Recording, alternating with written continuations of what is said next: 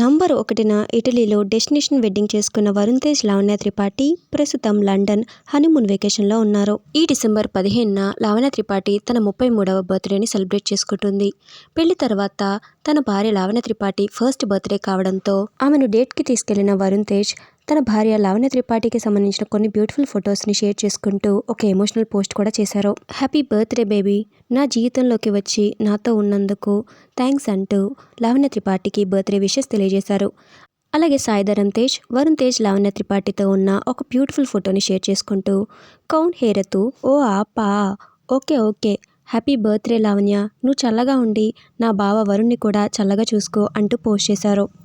Sai Dharam Tej Lavanya త్రిపాఠికి funny వేలో చెప్పిన birthday wishes అందరినీ ఆకట్టుకుంటున్నాయి.